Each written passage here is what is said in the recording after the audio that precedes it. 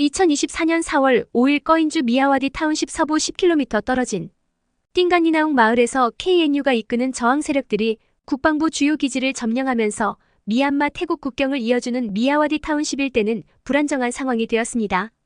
이런 불안정한 상황은 태국 정부에서도 주요 관심사 중 하나이기 때문에 태국 정부는 현재 교전 상황을 파악하고 행동 방침을 결정하기 위해 방콕에서 회의를 개최할 것이라고 밝힌 바 있습니다.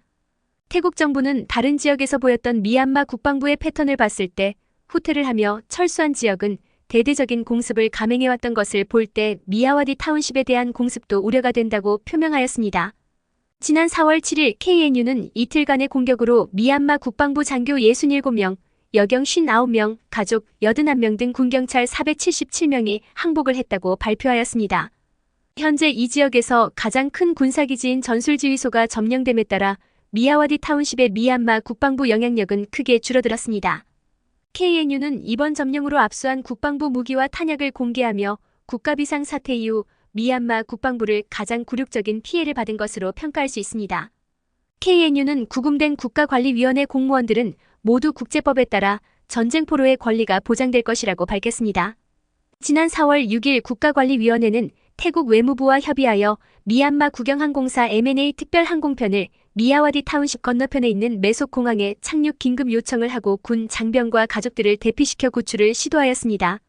4월 7일 오후 7시경 국가관리위원회는 M&A 특별항공편을 보내 메솥에 도착을 하고 4월 8일 태국 정부는 인도주의적 차원에서 대피를 할 수 있도록 허용했다고 밝히며 4월 8일부터 10일까지 양곤 메속 긴급 특별항공편을 운항하기로 합의하였다고 합니다.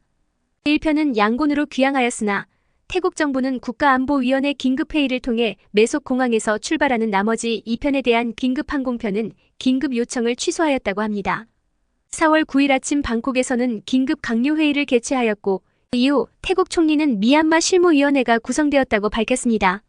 로이터 통신은 태국 총리와의 인터뷰를 통해 국가관리위원회를 언급하며 한쪽이 지면 상대방은 약자를 무너뜨리거나 대화를 하게 된다고 밝히며 비록 국가관리위원회가 권력과 화력을 가지고는 있지만 지고 있다는 것을 알고 있다면 대화를 해야 할 때라고 판단을 해야 할 것이며 미얀마 국민들을 생각하며 현명한 결정을 할 수 있을 것이라고 밝혔습니다.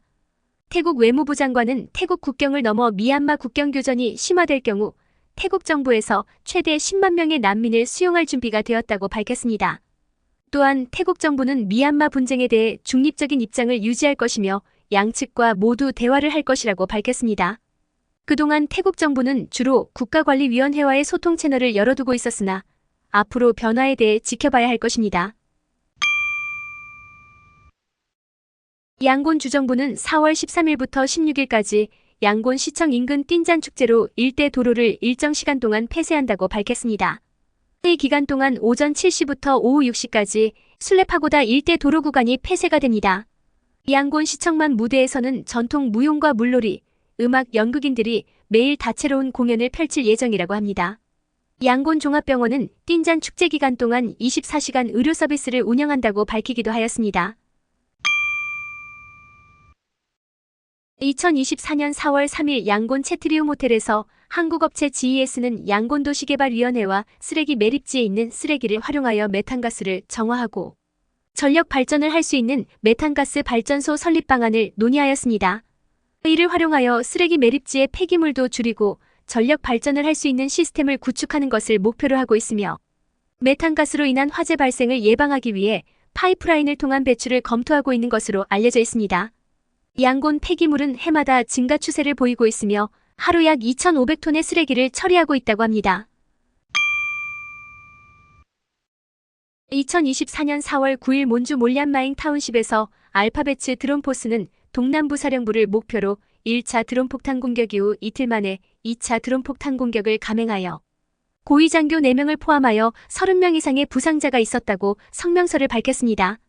그들의 주장에 따르면 1차 공격과 달리 2차 공격에서 소인 부위원장과 특수작전 사부 사령관도 부상을 입은 것으로 추정하고 있다고 합니다. 미얀마 국방부 소식통에 따르면 이번 공격으로 고위장교 6명이 중상을 입고 소인 부위원장 차량과 구급차가 몰리안마잉 300병상 군병원으로 이동하였다고 하며 당일 3명이 사망하였다고 합니다. 병원은 특공대가 배치되어 삼엄한 보안 태세를 유지하고 있으며 이번 공격으로 고위장교들이 부상을 입은 것으로 보인다고 전했습니다. 하지만 국가관리위원회 공보부 쪼민툰 대변인은 소인 부위원장은 부상당한 적이 없으며 네피도에서 정상적으로 업무를 하고 있다고 일축하였습니다. 2024년 4월 10일 KNU가 주도하는 저항 세력들이 꺼인주 미야와디 타운십의 마지막 남은 미얀마 국방부 경보병 275대대를 점령하였습니다. 미야와디 타운십은 인구 20만 명이 넘는 미얀마 태국 국경무역의 주요 통로로 공식적인 연간 무역량은 10억 달러가 넘습니다. KNU 사무총장의 말을 인용하여 약 300명이 주둔하고 있는 마지막 남은 경보병 275대대의 항복 여부에 대한 협상이 결렬되고 결국 미얀마 국방부 군인들은 이번 태국 미얀마 우정의 다리로 도주하였다고 합니다. 이에 대해 국가관리위원회에선 공식적인 답변이 없었습니다. KNU는 미야와디 타운십 주민들에게 미얀마 공군 공습 가능성이 높아 대피를 경고하였고 교량 지역 이동은 자제할 것을 당부하였습니다. 미야와디 타운십 교전 발생으로 지역 주민들은 태국 국경으로 대피하기 시작하였습니다. 태국 이민국에 따르면 매일 태국 입국을 하는 미얀마 국민이 보통 1,900명인데 최근 4,000명으로 급증하였다고 합니다. 태국 외무부 장관도 최대 10만 명까지 미얀마 난민을 수용할 준비가 되어 있다고 밝히며 난민 유입을 대비하고 있습니다. 태국 국경 보안도 강화하는 모습을 보이고 있습니다. 태국 공군은 메소 지역에 F-16 전투기 2대를 투입하여 순찰을 하고 있다고 합니다. 2024년 4월 4일부터 5일간 내셔널 유나이티 컨설티브 카운슬이 소집한 2차 국민의회가 개최되었습니다. 하지만 미얀마 연방의회대표위원회는 마지막 날 불참을 선언하였고 국민통합정부도 내셔널 유나이티 컨설티브 카운슬의 지속 적법성에 대한 근본적인 의문을 제기하며 반대하는 입장을 보이며 삐걱대는 모습을 보이고 있습니다. 미얀마 연방의회대표위원회의 성명에 따르면 일부 참가자가 의회 규정을 자세히 설명하지도 않고 따르지도 않았다고 지적하였습니다. 또한 불특정 참가자들이 사전 배포된 프로그램에는 언급되지도 않은 의제를 구체적으로 명시하지도 하고 통과하려고 했다고 비난하였습니다. 2차 국민회의에서 발표된 성명은 논란의 여지가 많은 1982년 시민권법을 폐지하겠다고 발표를 하였습니다. 이 법은 로힝야족을 무국적자가 되도록 만드는데 악용이 많이 되었습니다. 또한 국민통합정부 통제를 받는 무장단체에 대한 책임규명 메커니즘을 강화하는 데 합의를 했으며 미얀마 국방부의 의무복무제에 대해 맞서 싸우기로 결정하였습니다. 하지만 국민통합정부 미얀마 연방의회대표위원회 NLD 모두 불참한 회의에서 어떤 의미가 있는지는 알 수가 없습니다. 내셔널 유나이티 컨설티브 카운슬은 2022년 1월 1차 국민의회를 개최한 이후 6개월마다 소집하기로 합의를 하였으나 그동안 제대로 의회를 진행하지 못했습니다. 2021년 쿠데타 직후 세워져 임시헌법 초안을 포함한 다양한 정책을 조율하는 역할을 하였으나 다양한 그룹 간의 합의가 필요하여 정책을 만들어 나가는데 어려움이 많았습니다. 양곤전력공사 YESC는 2024년 4월 10일부터 2024년 4월 17일까지 정전이 잦아질 것이라고 통보하였습니다. 양곤 지역 천연가스 발전소에 공급하는 야다나 해상 천연가스 파이라인에 대한 유지보수 작업으로 인해 전력 공급량이 줄어들면서 양곤 지역 일부 타운십에 일시적으로 정전이 잦아질 것이라고 설명하였습니다. 미얀마는 열악한 전력 인프라로 인해 고질적인 전력 공급 문제가 있었지만 띵잔 연휴 기간 동안만큼은 전력 공급을 원활하게 해주었으나 이번 정전 통보만 봐도 미얀마 전력 상황을 짐작할 수 있을 것입니다. 또한 17일 이후에도 양곤 일대의 불시 정전은 계속되며 13시간 이상 정전이 되는 지역도 있었습니다. 2024년 4월 8일 미얀마 국방일보의 보도에 따르면 미얀마 전역의 모든 일기 훈련생들이 자발적으로 입대를 하여 군사훈련을 시작하였다고 홍보를 하며 훈련생 입소식에 군복을 입은 훈련생들의 모습을 공개하였습니다. 미국 유학을 마치고 자원 입대를 했다는 훈련생과의 인터뷰를 공개하여 어린 시절부터 꿈이 군인이 되는 것이었다고 밝히기도 하였습니다. 의야와디 지역 행정관리사무소 관리들은 3월 30일부터 2기 징집병 목록을 작성하기 시작했다고 합니다. 빠떼인 타운십 주민의 말에 의하면 일반적으로 마을당 6명의 징집병을 선정한다고 합니다. 일부 행정관리사무소 관리들은 추첨제를 실시하였지만 도주의 위험성 때문에 누가 선정이 되는지조차 알려주지 않고 있다고 합니다. 만달레이 지역 타웅따 타운십따 마을 동부에서는 징병 활동을 도운 주민 2명이 피격 사망하는 사건도 발생하였습니다. 익명의 저항단체는 이 암살을 주도했다고 주장하며 이들이 마을 주민들을 대상으로 징병 면제 대가로 200만 잣을 요구하며 정보원 역할을 했다고 주장하였습니다.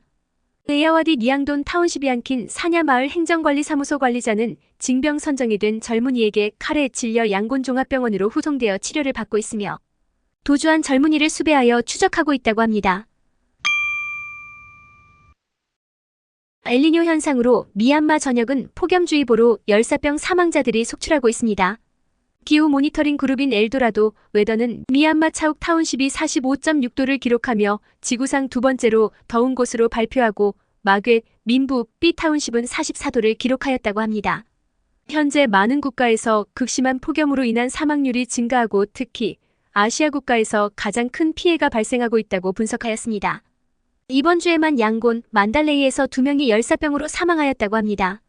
4월 9일 오후 4시경 양곤 인세인 타운십 자택에서 45세 남성이 열사병으로 사망하였으며 정확한 사망 원인을 파악하기 위해 양곤 종합병원에서 부검을 진행할 예정이라고 합니다. 같은 날 만달레이 지역 제이초 시장에서 쇼핑을 하던 여성이 쓰러지면서 만달레이 종합병원으로 후송하였으나 사망하였습니다. 4월 8일 오후에는 바고 지역 B 타운십에서 운전자가 운행 중 고혈압과 경미한 열사병 증세로 기절을 하여 병원으로 후송되기도 하였다고 합니다. 이런 폭염이 계속되는 가운데 미얀마 전력 공급 상황은 최악으로 순환정전 이외에도 불시정전을 한다는 공지만 계속하고 있습니다. 2024년 4월 9일 네피도 띵잔 축제 공연을 위한 한국 연예인들이 양곤에 도착하였습니다. 1차 라인업으로 한때 여배우 방은희 단장을 포함하여 총 24명의 연예인들이 방문을 할 예정입니다. 양곤국제공항에서는 한국 연예인들을 환영하기 위해 양곤 외국어대학교 한국어과 학생들이 양국 국기와 현수막을 들고 환영하는 시간을 가졌습니다. 또한 예술대학교 학생들이 미얀마 전통 공연을 펼치기도 하였다고 합니다. 1차 라인업 한국 연예인들은 양곤 따마다 호텔에서 숙박 후 4월 10일 네피도로 이동할 예정입니다. 이후 4월 11일 5명, 4월 14일 19명의 한국 연예인들이 추가 입국할 예정이라고 합니다. 2024년 4월 5일 미얀마 상무부 산하무역부는 선적이 양곤항에 도착하기 전에 수입허가를 반드시 받아야 하며 위반 시 벌금형과 함께 징역형까지 선고할 수 있다고 경고하였습니다. 미얀마 수출입법 4장 5조항에 따라 제한 또는 금지된 물품은 수출입을 할 수 없으며 허가가 필요한 물품을 허가도 없이 수출입을 진행하다가 적발시 수출입 면허 취소 및 3년 이하의 징역형과 벌금형을 받을 수 있다고 합니다. 허가증이 있으나 위반 사항이 적발될 경우 1년 이하의 징역형과 벌금형을 받을 수 있다고 합니다. 중국 비즈니스협회 봉제산업분과 부회장은 중국 봉제산업 투자자들은 미얀마 CNP 봉제산업에 지속적인 투자를 하면서 40만 명 이상의 고용 창출을 하고 있다고 밝혔습니다. 2023년 24년 회계연도 미얀마 투자위원회에 등록되어 있는 중국 CNP 봉제 공장은 300개가 넘었다고 강조하였습니다. 미얀마 봉제 산업의 주요 투자국은 중국, 한국, 일본이며 이 중에서 중국 투자가 60% 이상을 차지하면서 미얀마 봉제 산업을 안정화시키고 있다고 설명하였습니다. 2023년 24년 회계연도 중국 CNP 봉제 공장 수출액은 35억 달러를 달성하였으며 미얀마 숙련공 개발을 통해 양질의 제품을 생산할 수 있도록 미얀마 봉제 산업을 발전시키는 데 기여하고 있다고 밝혔습니다. 현재 MGMA와 함께 메이드 인 미얀마 프로그램을 통해 국제전시회장에 참여하며 미얀마에서 생산된 중국, 유럽, 일본, 한국산 브랜드 100여 개 의류, 신발, 모자, 여행용 가방 등을 글로벌 시장에 소개를 하며 미얀마 제품의 우수성을 알리는 데 노력을 하고 있다고 합니다. 미얀마는 외환 제재, 전력 부족, 경제 제재로 인한 미국 및 EU 발주 감소 등의 어려움 속에서도 풍부한 노동력을 내세워 저렴한 인건비와 좋은 손기술을 가지고 있어 전 세계 봉제 산업 시장에서 5위를 차지하고 있다고 합니다. 하지만 최근 의무복무제라는 최악의 정책을 발표하면서 계속해서 많은 미얀마 젊은이들이 해외로 도피하고 있어 유일한 미얀마 산업의 장점인 풍부한 젊은 노동력이 사라질까 우려하는 의견도 나오고 있습니다.